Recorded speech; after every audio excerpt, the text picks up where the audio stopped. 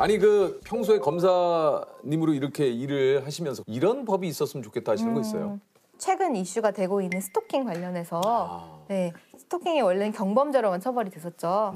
이번에 새로 법이 추진이 돼서 입법이 될 경우 징역형이나 벌금형으로 처벌받을 수 있게 돼서 굉장히 다행이라고 생각하는데요. 정말 다행이에요. 사실 네. 검사들도 스토킹 피해를 많이 당해요. 아 그래요? 네네. 안 그럴 것 같잖아요. 아니, 무슨 스토커가? 두 경우로 나눠지죠. 네. 불만을 품은 경우와 집착하는 경우. 네.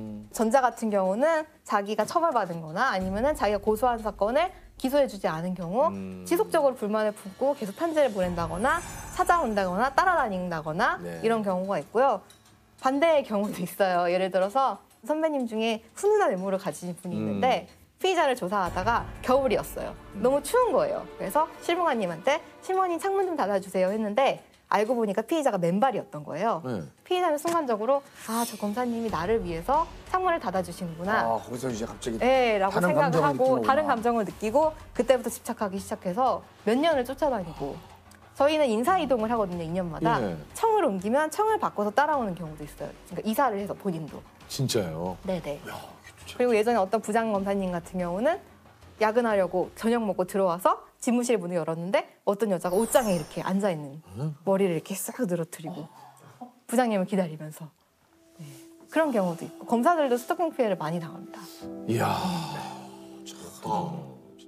스토킹 자체는 경범죄로 분류가 됐었죠, 기존에. 근데 원래 경범죄라는 거는 그런 거거든요. 일정 데시벨 이상으로 소리를 지른다던가 쓰레기를 투척한다든가 노상방뇨를 한다든가 이런 사소한 범죄들과 스토킹이 같은 선상에 놓여 있었던 거죠. 새 모녀를 살해한 피의자의 이름과 나이 그리고 사진이 오늘 공개됐습니다. 경찰은 이번 사건을 치밀하게 계획된 스토킹 범죄로 결론 내렸습니다. 2달 동안 회사 근무 시간까지 몰래 찾아내면서 피해 여성을 집요하게 괴롭혔습니다. 사실 저희가 형사사건을 들여다보면 스토킹이 전반에 깔려있는 사건들이 많아요.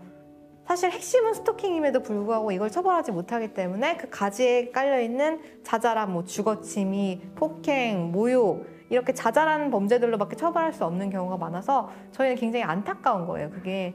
하지만 현행법이 없으니까 처벌할 수 없어서 검사로서 무력감을 느끼고 안타까움을 느끼는 경우가 많았는데 이번 법이 잘 시행돼서 그런 부분이 확실하게 처벌될 수 있으면 정말 좋을 것 같습니다. 스토킹을 처벌할 수 있는 법이 오늘 국회를 통과했습니다. 이 법이 국회에서 처음으로 논의된 지 22년 만입니다. 앞으로 스토킹 행위는 최대 징역 5년 이하에 처해질 수 있는 중범죄가 됩니다. 지금까지는 10만 원 이하 벌금형이나 최대 29일까지 붙잡아두는 구류 등만 가능했습니다.